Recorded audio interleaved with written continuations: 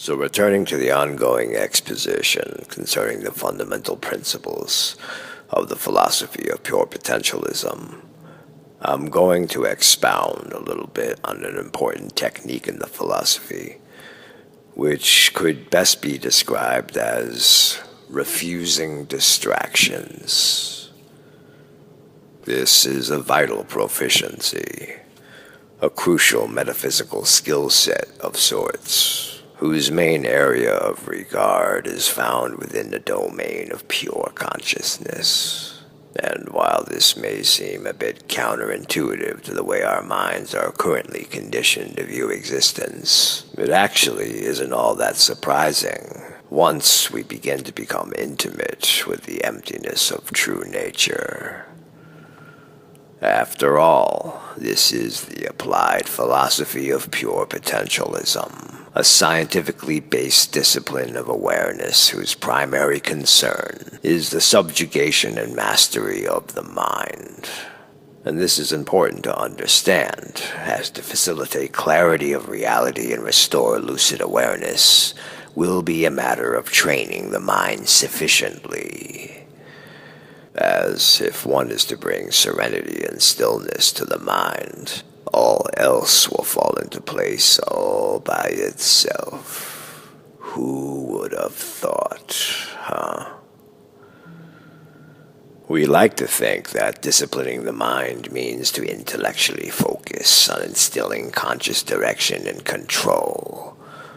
But true direction and control is realized automatically when the mind is not so much focused on anything in particular, but exemplified in the ever-present immediacy of pure focus itself. And this is difficult to grasp, because normally we believe that the mind is the last place of concern, which is quite humorous when you think about it. Our programming usually only compels us to apply focus to the face value of sensory perception, and doesn't bother to take it any deeper than that. We only care to remain transfixed with what we are perceiving, and completely look past the context of perception, disregarding it as either irrelevant or of minimal concern. This is, as they say, not seeing the forest for the trees, which is why we waste so much time struggling to control objectified illusions instead of just simply disciplining the mind, which is the source of all projected reality. And this kind of effort is fallacy and foolishness.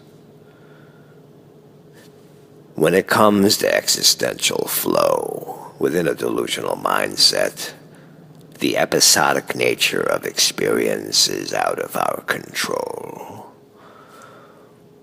In a sense, it happens to you. You don't unconsciously will it. You don't co-create it. Nor do you positive think it into being. As long as you are not fully lucid, you can't consciously direct much of anything. So never mind consciously directing the flow. The reason for this is because until we are able to discipline the mind is mostly in a constant state of fear. For the mind is unaware that it is the source of all sensory phenomena. And for so long as the mind is unaware that it is the source of all sensory phenomena, it is estranged to its own true nature. Thus, it unknowingly contributes to disturbing itself further by producing thoughts, which are like little seeds of anxiety that fall into the fertile soil of the imagination, consequently manifesting fruits in accord with its kind. See, fear is the mother of all delusion. It is the negligent default state of a mind that is wild and undisciplined.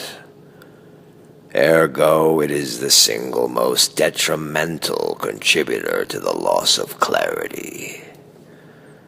And it builds upon itself, often culminating into immense intricate webs of delusion. Indeed, whole worlds can be spun into existence from just a single speck of fear. Fear is the main catalyst because it is the only avenue illusion has to seduce existential explorers into delusion. Hence, it literally tries to scare and shock lucidity out of its stronghold. As the only possible way for delusion to prevail is by the mind forgetting it is the source of all sensory phenomena. And the only way for the mind to forget this is by constantly fostering it through the indulgences into fear.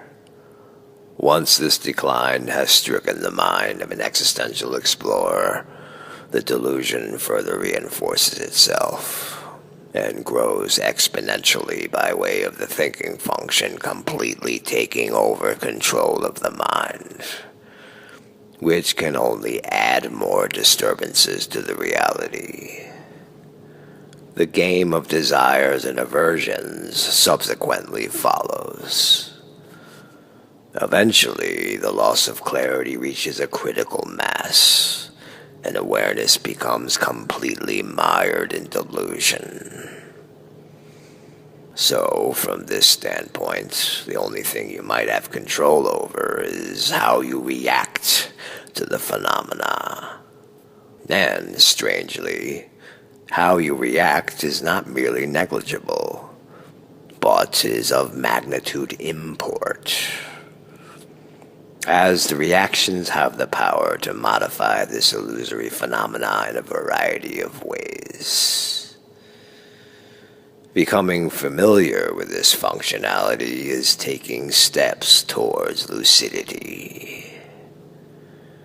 Normally, one has a slim chance of discovering this within a lifetime, as our conditioning is wired to the contrary, long before we undergo maturation and reach the age of reason.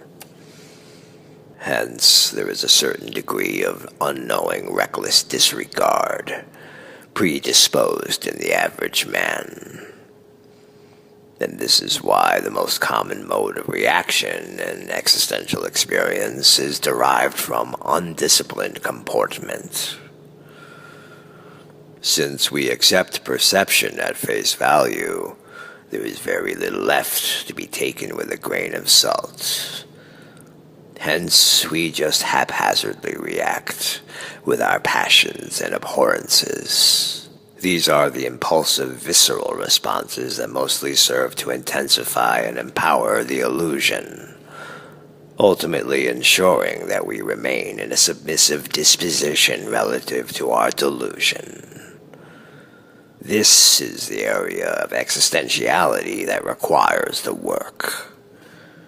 And through the application of such, there will begin to be gradual breakthroughs across ever-increasing levels of lucidity. So illusions will either increase, decrease, or completely dissipate, depending on your response to them. To become emotionally caught up in illusory phenomena is an investment, and it causes the existential explorer to become more entangled in delusion. As to commit to this type of investment is to breathe life and power into illusion. To cut off the emotional sustenance from illusory phenomena is a divestment, and it causes the existential explorer to become disentangled from delusion. As to detach from this type of investment is to withdraw life and power out of illusion. As for diffusing illusions, this is done at the outset, at the moment of provocation, facilitated by an unshakable mind that is not compelled to move into disturbance. So, boiled down into a nutshell, it can be stated as such. Refuse distractions. Simply refusing a distraction initially will save you a ton of work, restoring peace to the disturbance created by an accepted distraction. In other words, be selective with your interactions. There's no need for you to breathe life and power into every provocation by giving it attentive focus. Instead, diffuse the illusion, which will then automatically bend the phenomena to the will. And you have this choice. You have every prerogative to simply say no and refuse any prompts offered by the illusions of sense perception. This is the functionality of the will, and it doesn't determine anything via the intellect, as the intellect is part of the utility that feeds the illusion. What does this mean more specifically? It means that thoughts, aka the voice prattling inside your head, is the instigator and provocateur, responsible for every negative manifestation in reality. A good analogy for it is the standing body of water. When the water is absolutely still, lucid awareness is undeniable. But if the mind begins to move, that is, begins producing thoughts, it is like stones being cast into the still waters. This, of course, causes the water to churn and fluctuate, creating ripples and waves, which in turn invite more thoughts, which in turn produce even more disturbances. And the cycle escalates further and further, until the water is in complete turbulence. It may seem an inevitable sequence, but you have the option of breaking the recursive cycle. If something appears on your path, inviting a confrontation or a reaction, you have the choice of simply rejecting it altogether. You don't have to think about it. You need not superimpose thoughts over what's already evident. This is how to diffuse illusions. If you truly do not take the bait of a provocation and refrain from becoming emotionally invested in it, maintaining a mastery of mind by staying absolutely calm, facilitating the resolve to not get snagged and drawn into the trap, you retain power, and the illusion must dissipate. You do not have to play the game. You do not have to accept its invitation. You can simply deny its existence, which isn't untrue, as it doesn't actually objectively exist.